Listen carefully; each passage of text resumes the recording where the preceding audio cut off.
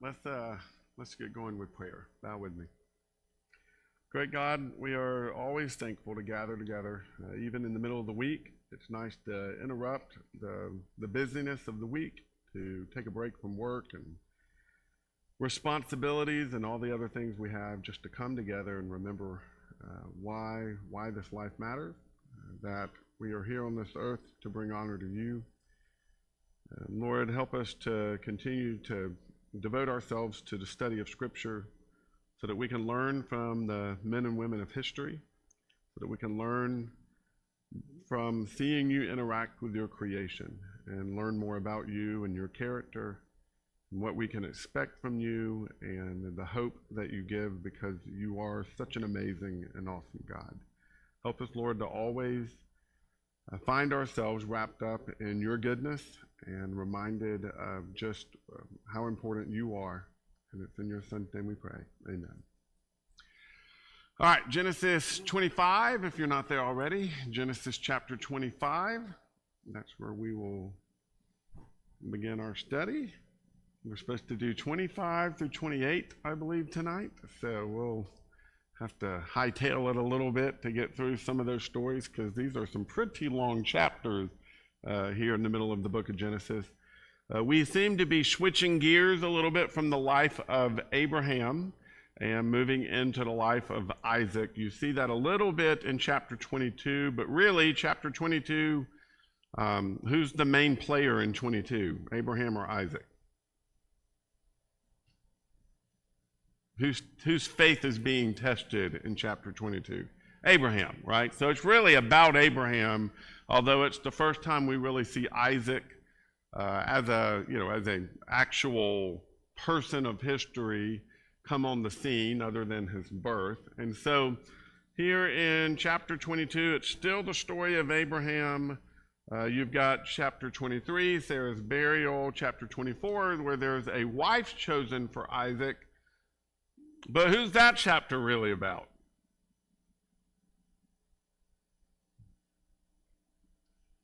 Do I? Okay, yeah, Rebecca, you could maybe say the servant. You could even still argue Abraham, maybe, in that he is trying so hard to follow God's direction and make sure that they stay in the promised land. And Isaac does not leave the promised land, and there's a big deal made about that there in chapter 24. So it's interesting, even though we've had Isaac on the scene now for a few chapters, he hasn't really featured much at all in the story. And you're going to find as you read forward, he still doesn't. There's just not a lot in the book of Genesis about Isaac. That is what we will focus on tonight, is more of his story. But chapters 12 all the way up through chapter 24, we focus primarily on Abraham, right? And so you've got that focus. By the time you get to chapter 27, we're already focusing on Jacob. So there's not a lot here about Isaac. And I think that is even displayed intentionally in the text when we start getting into it. But before we get to Isaac, we've got Abraham. He takes another wife. Her name is Keturah, right? Very good. And he has several more children. Again, God's blessings. And you see, even though he has more children and he does bless those children, where does he leave all of his inheritance? With Isaac, and that's important. And just in case you thought he was forgotten, Ishmael is also talked about here in chapter 25, because it talks about Ishmael's descendants. And so I think there's a reason for that. That little bit being included here is Abraham dies. He has other children, but he gives all of the inheritance to Isaac. But don't forget, he still did take care of Ishmael. He still did the right thing. And I think there's that kind of an emphasis here of making sure we don't forget that there's also Ishmael, and Ishmael is also blessed. And so Ishmael himself experiences a long life. He lives for 137 years, and it lists his children, and that essentially all of Abraham's children go to the east, except for Ishmael. He kind of spreads out as a wanderer, doesn't really have a home. His family there in this section of the world. And then you've got the birth story of Isaac, from Isaac, of Jacob and Esau. And this is really essentially where the story of Jacob begins. There's just very little real estate given to Isaac, okay? Except for there is these little pieces. So we're going to skip over these little stories about Esau real quick, because we'll come back to them. But I do want to focus in on chapter 26, because that's really our only section that we have about Isaac. And so just kind of talk about the generations in order. We've talked about Abraham at length. Now let's talk a few minutes about Isaac before we move on to Jacob. There are just a few stories here included about Isaac. It begins with what? Okay, another famine. And what happens, right here at the beginning, we've got a famine, so we've got a problem, but what does God say?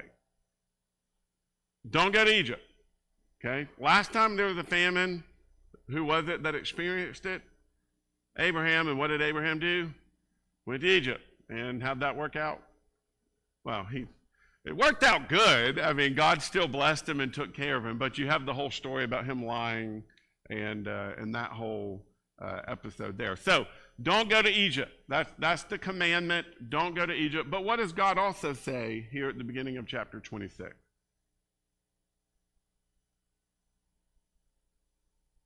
Okay, repeats the promises. Very good, okay? We've got all these promises that are given to Abraham. Abraham, if you get up and go, I will bless you. I will make your descendants numerous. You will be a great nation. You will have a great land for your family, and through you all the nations of the earth will be blessed. You've got all of these promises back at the beginning of chapter 12 and repeated in 15 and 17, and you've got all of these promises. Similar ideas here. Somebody, if you will, read verse 3 down through verse 5. Go ahead, Ron.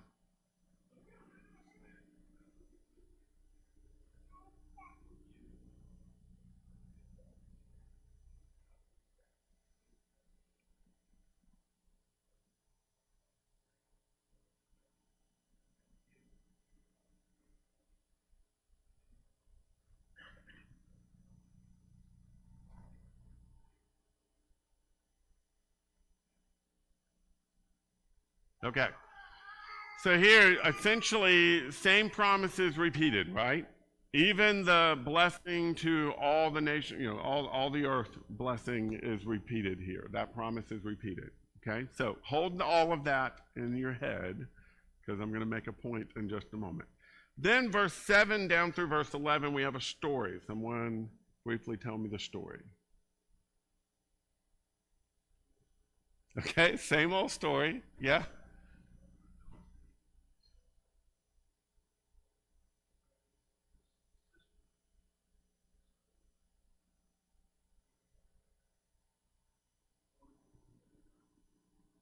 Okay, so we've got a king of the Philistines named Abimelech, maybe the same Abimelech, probably a different Abimelech, but you've got an Abimelech nonetheless, which was the name of the king whenever Abraham lied to the king of the Philistines. Same lie, same difficulties, except for, at least in this one, you do not have anything said about them taking Rebekah in any way like you did with the Egyptian. You've just got here, essentially the king sees Isaac and Rebekah laughing. Apparently that wasn't something you did unless you were married, whatever laughing is in this context. And he says, no, ha, y'all are married for sure, you're laughing together. And that laughing together is the clue, bless you, is the clue. And Abimelech figures it out and basically tells everyone to leave him alone. Dallas?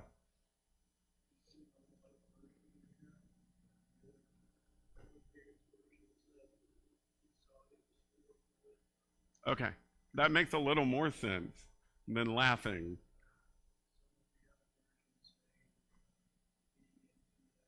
Okay, do some interpretive work there for us.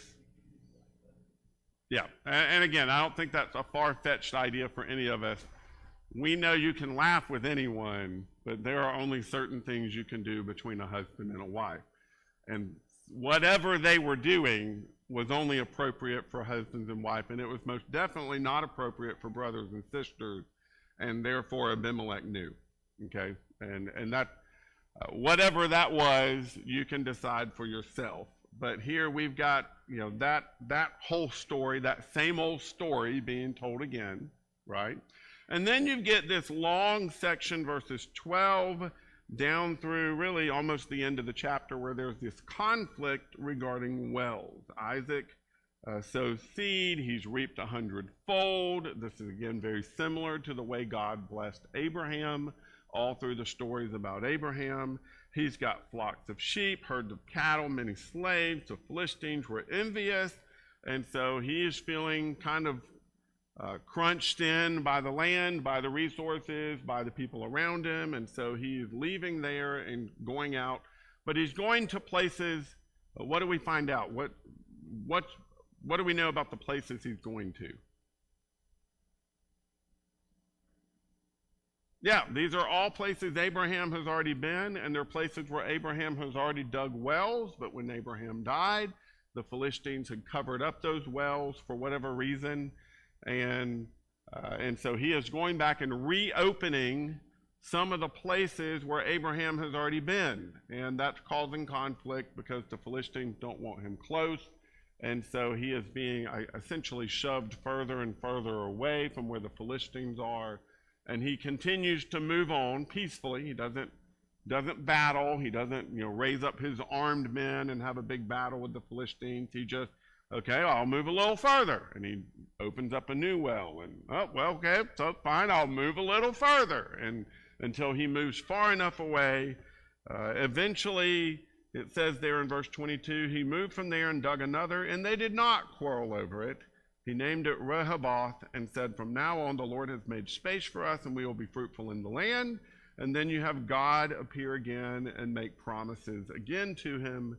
And so he builds an altar there, called on the name of the Lord, pitched his tent there, and his servants dug a well there also. And so here we've got again this idea of he's essentially tracing the footsteps of who? Abraham, his father. That's really, I think, the point of chapter 26. There is nothing unique told about Isaac. Nothing. Every single story we have about Isaac is a repeated story that you have about Abraham. Okay, even the digging of the wells, he's digging the same wells as Abraham. Again, I'm making no judgment on that whatsoever, because the scriptures don't really make a judgment on that. I'm not saying that's a bad thing for him to do. You can view it that way. You can also view it as he walked in the steps of his father Abraham, who was faithful. You can view it either way you want to. He's not out there as a mover and shaker. He's maintaining and doing what God wants him to do, and therefore he is just holding things together, keeping the empire in place. That however you want to word that, but it is interesting that the writer of Genesis is pretty just tells the story that Isaac followed in the footsteps of his father, that both good and bad. Like he tells the same lies, he digs the same wells. He does the same thing his father does. So like that seems to be the general conclusion or summary of Isaac's life. He didn't really stir anything up. He just did the things that his father Abraham did.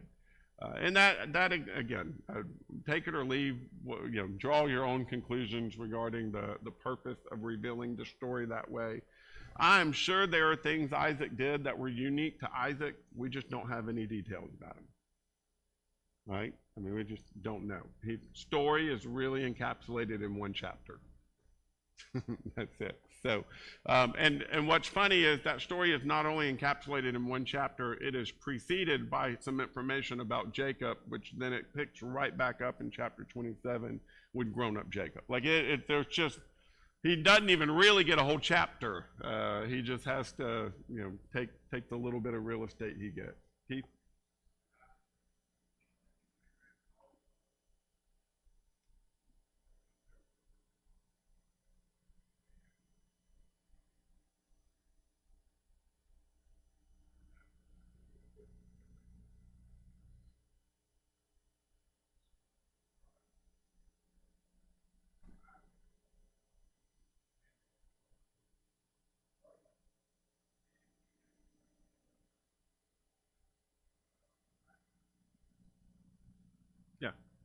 Yeah. And again, I find that interesting. I mean, he's just, I almost have and this is a judgment on my part, but I almost have the perception of Isaac that he is just going to do what he's supposed to do, and he'll do, if God called him to fight, he'd get up and fight. If God doesn't, he's going to sit in his tent and take care of his flocks and keep a peaceful life, and that's good enough. Like he's just a very content, maybe go with the flow kind of guy. I'm just going to, oh, well, they don't want me here. I'll just move on. No big deal. Like, and not even necessarily a pushover as much as he's just whatever it takes to make things easy. Like we'll just do that. And again, that there's nothing necessarily wrong with that. It's just kind of interesting that you just don't have much about him. We do have this little detail. Well, let's take a step back and go back to Jacob and Esau. Sometime during all of this moving around, during all of this famine and these little stories from chapter 26, we have Isaac having children. Took him about 20 years to have kids, from the time he married Rebekah at 40 years old and has Jacob and Esau at 60 years old. But there's somebody tell me what's unique about Jacob and Esau and their birth. Okay, you got twins. First time we've read of that. Okay, yeah, somehow when Esau came out, Jacob came out holding on to the foot of his brother. That's where his name comes from. That Jacob means one who supplants or trips or causes to stumble or something like that. And so you've got this odd little birthing story. Even before that, you've got them warring in the womb. I don't know if that's more than the typical movement of having two babies in there fighting for space and them pushing on each other and things like that. I've never carried twins myself, so but I would imagine there's a little more movement in that situation than normal. But I don't know if these twins were even worse than that. I just don't know. So, Ron?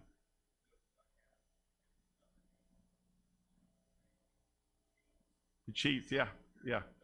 And again, that's all that same sort of illustration of someone who trips others, someone who supplants, someone who cheats, someone who's always causing the downfall of others, that kind of idea, which of course that name becomes very foretelling. So, Alan, you said something? Yeah. So again, I don't know if that's, there really was kind of a little sibling rivalry going on in the womb, and it was really rough there, or if it was, I know we had it can get bad, and I get that because my wife interned with a lady when she was getting her education degree, and the baby that was in her womb literally kicked through her uterus like that. Babies can get pretty bad, in there. I can't imagine how bad this might have been if they're not only twins, but you've got babies who are warring against each other, or at least on a prophetic level. But we do see that plays out whenever you get to adult Jacob and Esau. You see that starting at the end of chapter 26. You've got Esau, 40 years old. He takes wives of the Hethites, and that becomes a problem.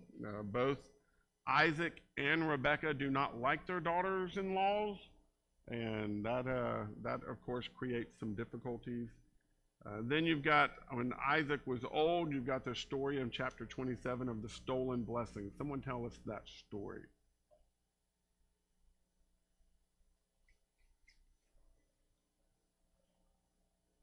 Yeah.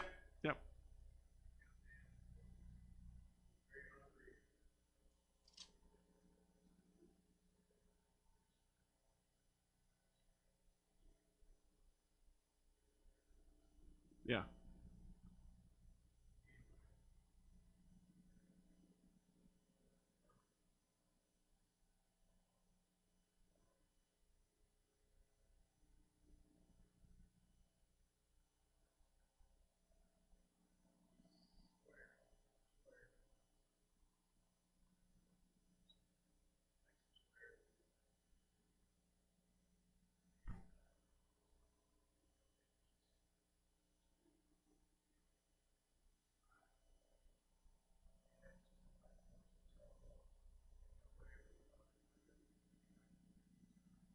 Yeah.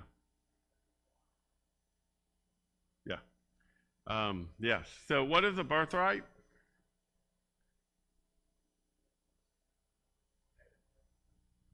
Okay. So it's the double portion, Ron.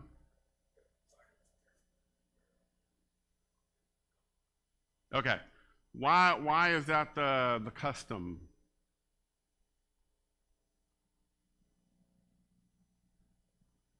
You ever thought about this? Okay. So do what? Yeah. Yeah, that becomes a law later on. Okay.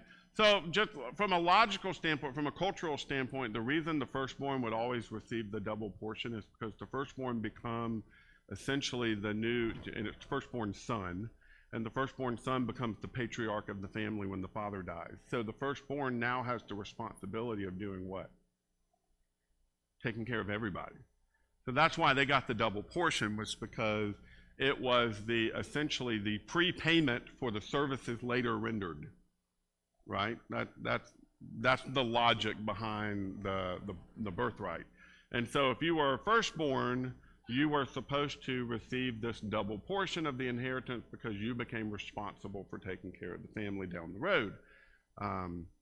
That is part of what makes these stories in Genesis so interesting, is how often that doesn't work out, even though that is culturally the way it is supposed to work out. Then there's also the idea of the blessing. So the birthright is the right to double portion. What is the blessing?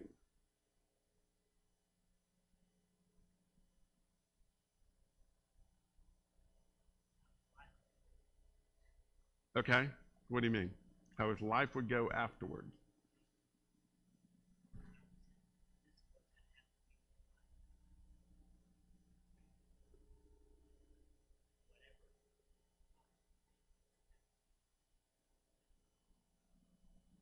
Okay, so we have a little bit more difficulty understanding the blessing. You're absolutely right. We have a little bit more difficulty with that because it is not a legal transaction. It is honestly a spiritual transaction of sorts. Okay, so the birthright is easy for us. You get a double portion of the inheritance. So if you've got 5 children, you split your inheritance 6 ways. Everybody gets a single portion except for the firstborn. They get that second portion, right? And so that's the way that works. Easy legal transaction, becomes an easy thing to follow back from these cultures. The blessing, this idea that the father would pronounce certain ideas on the future of their child, that is called the blessing. The reason we struggle with that a little bit is because, so take Jacob, or not Jacob, Isaac, for instance. Isaac is going to say some pretty amazing things about he thinks, his favorite child. So much so, what does he say whenever Esau actually comes in and he realizes his mistake? What does Esau say? And what is essentially, what does Isaac say? I gave everything to him. Okay? How does that work? This is the part we're a little uncomfortable with, right? Like, how does this whole blessing thing work? I mean, can Isaac tell the future? Is that what's going on here?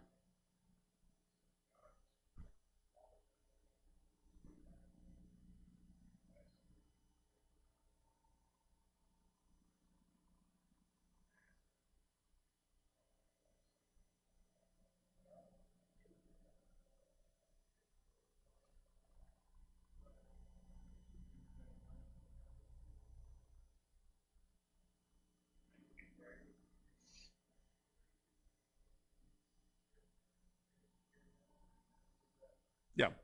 So, particularly in the well, let me take a step back before I get into that. Yes, I think there's a sense in which you just have to accept that God honored the father's blessings. That when Isaac says in this case, Isaac gives the blessing to Jacob. He means to give it to Esau, but he ends up giving it to Jacob. Jacob can't go back to God and go, wait, not Jacob. Isaac can't go back to God and say, wait, reverse that. I don't know. But there's some sort of supernatural interaction between the Father, the Son, and the future, where God honors what the Father announces about the Son's future. I don't know how that works. I have no explanation of that. It is not something that happens today as far as we know. It is something that happened at this time where God would honor the Father's blessing. I also think there is some sort of interaction where God, in some way, supernaturally, inspires the Father to say the right thing about the future. Okay, when you start looking at the things that Jacob says about his son, when you get to the end of the book of Genesis, where he blesses every son and Ephraim and Manasseh, there are specific blessings about each of those sons, things that I don't know any father would make up about their son's future. Like announcements about bad things coming in the future. No father's going to announce bad things for the future. You see the same thing even here whenever he finally gets around to saying some things to Esau. He says, look, your dwelling place, this is verse 39 and 40 of chapter 27. Look, your dwelling place will be away from the richness of the land, away from the dew of the sky above. You will live by your sword, you will serve your brother, and when you rebel, you will break his yoke from your neck. That's horrible. I mean, the last part's okay. But everything leading up to the last part is those aren't blessings, those are curses, seemingly. But it seems that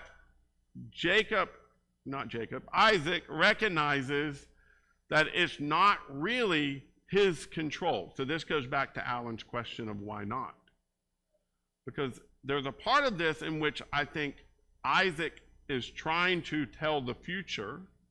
There's a part of this in which Isaac is having the future revealed through him. And so he doesn't really have the right to control it. How does that work? I don't know. But there is a sense in which the fathers become fortune tellers or future revealers to their children. And ideally, the one that they have chosen to carry the blessing is going to receive great things in their future. And the one who's not receiving the blessing either has maybe some good things or some neutral things or maybe even some bad things about their future. But the Father is revealing that through this blessing process in some supernatural way. It is a different thing than what we're used to, but there's definitely some validity to it in the way that it worked back in these early days. Lisa, you had your hand up.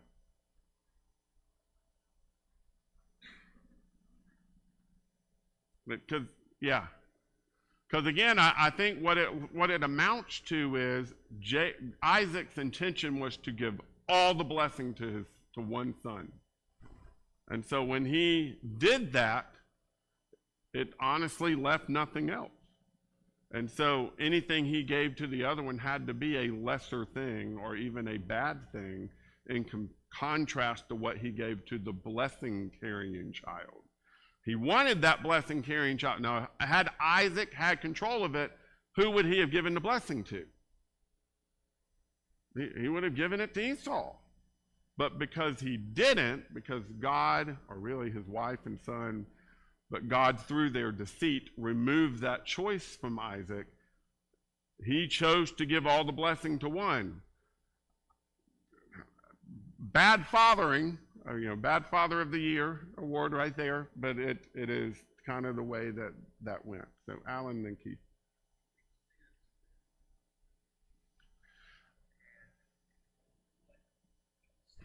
Maybe not.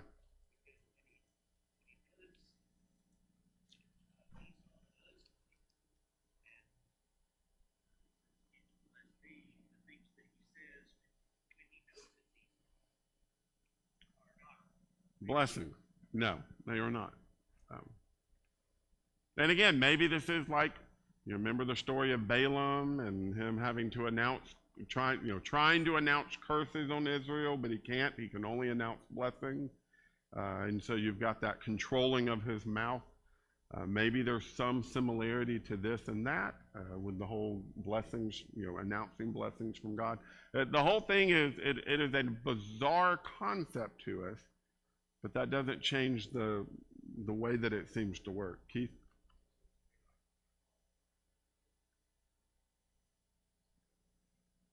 Yeah, maybe so. But again, I do think there's a sense in which there's a limited amount of control. Like maybe the control is, I like to imagine, this is all assumption, so understand that before I say it. But I like to imagine that there is a preparatory process that leads up to this. That the father gets to choose how much blessing to share. And ideally even gets to choose the child that receives the blessing. But in this case, he doesn't. And part of the reason for that is the blessings that went through Abraham's family carried that extra piece to them, right?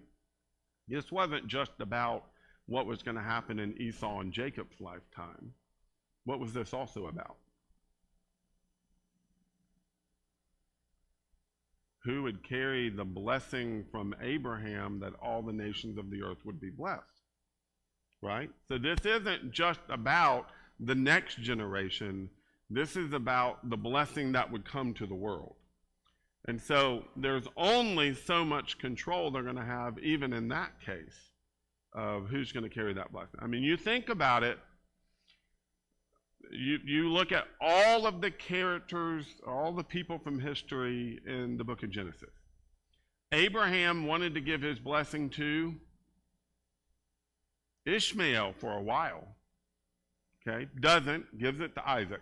Isaac wants to give his blessing to Esau, ends up giving it to Jacob.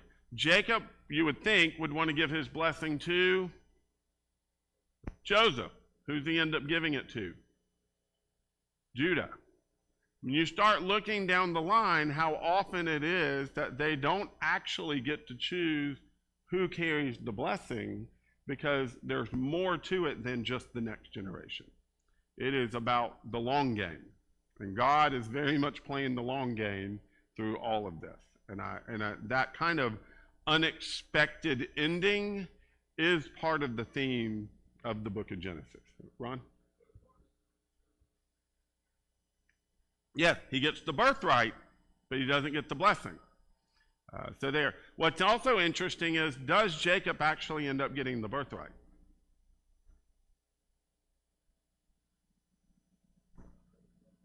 He runs off with nothing. When he returns home, who's rich? Esau's rich. Okay, now maybe that was all of Esau's own making, but I tend to think that Jacob's gone. So the one who's left with the family property, the one who's left with the family finances, the one who has taken care of Isaac and Rebekah in their old age, that becomes Esau. And so while Jacob sold the birthright, I don't know that he ever experienced the benefit of the birthright. Even when he comes home, he never returns to Esau. Esau invites him home, but he says, yeah, I'll get there. And he never does. He settles elsewhere. And so even then, he never actually goes back to the family home. And so, again, it's interesting how often the blessing and the birthright end up getting separated in the story of Genesis. Yeah, Ron?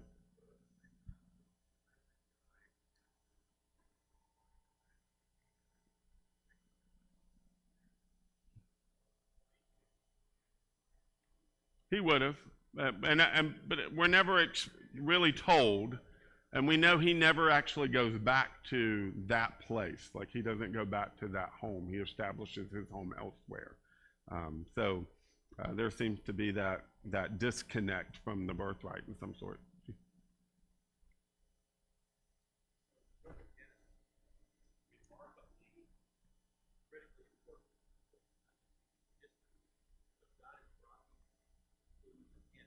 Mm-hmm.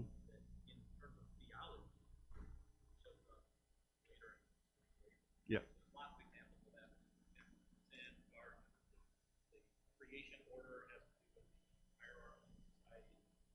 Yeah.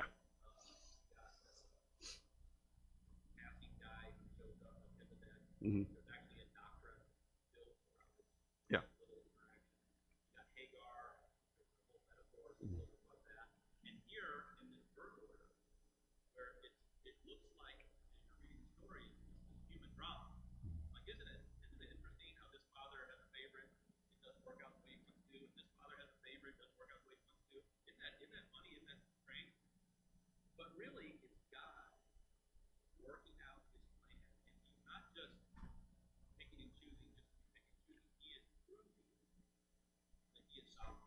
Yeah. Yep.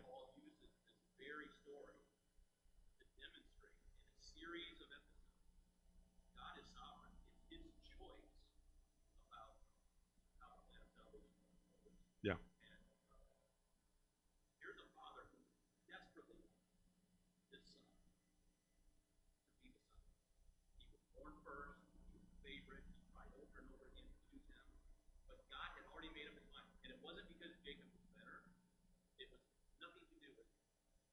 Yeah.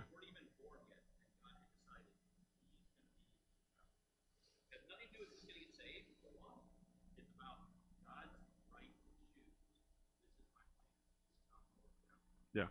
Yeah, absolutely. And again, it's so interesting the details that are included because they do help us build those cases later on. So you've got the story. I've got 10 minutes to finish. All right, so we've got the story of Jacob and Esau, the selling of the birthright, and then we get over to chapter 27. You've got the story of him losing the blessing. Esau loses the blessing because of the deceit of Rebekah and Jacob, right? So they essentially, dad's old, he has bad eyesight, he wants some stew, he's ready to give the blessing. I would imagine this means he's ready to die. Like he's kind of, he thinks he's on his deathbed and ready to go, and wants one final, wants my son's real good stew one more time. Apparently he and his son really had a thing for soup. And so Esau goes off hunting. Jacob and the mom concocts a plan to go and trick Isaac into giving Jacob the blessing. So you got the covering of the arms with hair, putting on Esau's clothes, all of those pieces in order to deceive. And of course, as we've already said, it is effective. Jacob is able to receive the blessing, and Esau is left with nothing but essentially a series of curses. Some have made Rebekah out to be the hero of this story, by the way. Can you think of why? Y'all do not like that theory whatsoever.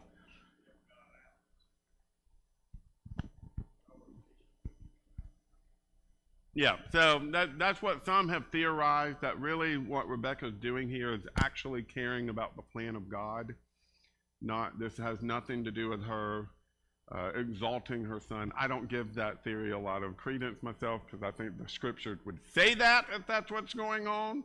But I do think incidentally God is using her treachery in order to accomplish his will, obviously. And so here she's choosing poorly. She's choosing to trick her husband, apparently on his deathbed, which makes this even worse, doesn't it? And lie to her husband, lie to her other son, tell her son to do some lying himself, and get in there and trick the father out of the blessing. She's the one with all the details of the plan. She's the one that makes the soup, and Jacob just kind of follows through and does it. Excuse me. And he received this great blessing. Somebody read the blessing, verse 27 down through 29. Sorry.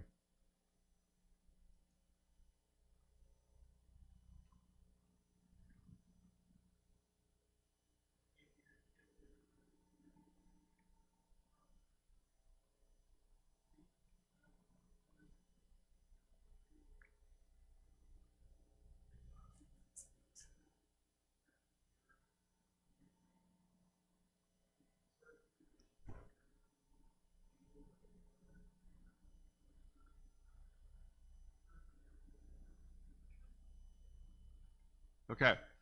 So a couple of interesting pieces here. One is, I don't find it pleasant when my children smell like they've been outside for too long. Does anybody else remember that smell? Oh, not a great smell. Anyway, so we're spoiled rotten with all of our deodorants and perfumes these days. That's one of the things I learned here from this little section of scripture. The other thing is this. It is interesting that the end of this blessing, may those who curse you will be cursed, and those who bless you will be blessed. Where have we heard that before? Abraham's promises from God back in Genesis chapter 12. And I think that is a signpost here for us to recognize that what Isaac is doing is he is passing down the generational promise from God that was given to Abraham and given to himself to this son, whom he thinks is Esau, but it really ends up being Jacob. And so in doing that, he's essentially carrying that on. We do know that the end result of this is that Esau becomes very angry. Esau wants to do what? Kill his brother. But he's going to wait till when? Okay, the days of mourning for my father are approaching. What does that mean, he thinks? Everybody thinks Isaac's about to die, right? It's a while. We know Jacob disappears for how long? 20 years before he comes back, and Isaac's still alive then. So apparently he had a rally at the end of this sickness and comes right back. It was some good soup. That's what you learn here. Good soup makes a difference. So, but Esau's angry. Jacob ends up having to run. He runs to his mom's family. His mom's family, her brother is Laban. Oh, we love Laban. We get more Laban stories coming up. So Jacob does leave. He leaves pretty quickly, doesn't really take anything with him. His mom's primary concern is what? Don't marry a Canaanite woman. Don't marry a Canaanite woman, because she really does not like her daughter-in-laws, right? And again, that seems to be a very big emphasis here for, Abraham was concerned about that with Isaac. Rebekah's concerned about that with Jacob. She wants God to bless him, make him fruitful, and multiply him. God give him and his offspring the blessing of Abraham, which he's already received from Isaac. Here's what I find interesting. Verse 5, so Isaac sent Jacob. Right? This isn't, at this point, this is no longer just Rebekah and Jacob tricking Isaac. This is, okay, Isaac realizes this is bad, and Isaac himself sends him back to Padan Aram, where Rebekah's family is. Esau noticed that Isaac blessed Jacob and sent him. He said, essentially, he realized that his father disapproved of his Canaanite women. So Esau went to Ishmael and married, in addition to his other wives, Mahalath, daughter of Ishmael, Abraham's son. She was the sister of Nebiah. So I say this to say, give Esau a little bit of slack here. He's still trying to please mom and dad, right? Like, he married these Canaanite women. He realizes it's a disaster. He realizes what they say to Isaac, and so he goes, well, I can do that. Like, he wants to marry well also for wife number 3. And so he at least does try to get a wife from the family of sorts. But then you've got the story of Jacob and Bethel. He has this dream of the heavens opening up, and God stands at the top of the ladder, or in the top of the staircase, while the angels are ascending and descending up and down, and God essentially establishes the same promises. God makes the promises to Abraham multiple times. He makes the promise to Isaac himself back in chapter 26, and now he makes the promise to Jacob himself here in 28. And I've preached on this before, so we're not going to belabor the point, but I've always found it interesting that Jacob's response was the next morning, he took the stone he put his head on, poured oil on it, and said, if. That's the word that stands out to me in Jacob's response. It's not, wow. It's not, God spoke to me. It's, if God will do all this stuff for me, then I'll let him be my God. Okay? Which is a pretty bold statement. Does make you wonder about, again, their understanding of God, their understanding of their God, and just how they interact with God as a whole. You know, here Rebecca does all this deceit, and her very next word in chapter 28 is, "May God give you and your offspring the blessing." Like, I mean, she's Miss Super Spiritual Woman again at the beginning of the next chapter, right at the end of the first of the bad story. So it does kind of help you realize they don't quite have the same sense of moral uprightness that maybe we do with our understanding of the law and the old law and the new law and Jesus and those sorts of things. But you know, you got the big if response of Jacob. If God will do this, if God will be with me, if God will watch over me, if he provides for me, if I return safely back to my father's house, then the Lord will be my God. And the stone that I've set up as a marker will be God's house, and I will give you a tenth of all that you give me. Bargaining, right? I mean, I'll be honest, that it's hard to get past that little prayer there of Jacob's of, then I'll give, then I'll do this, only after God proves himself. But again, that's part of the point of the Old Testament. It is the story of God proving himself to the people.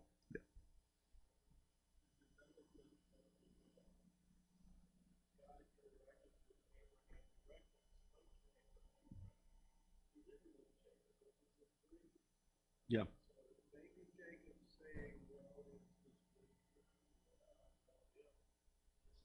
Maybe.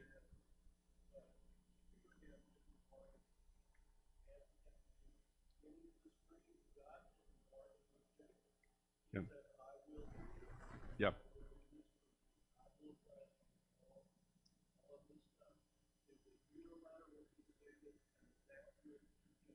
Yeah.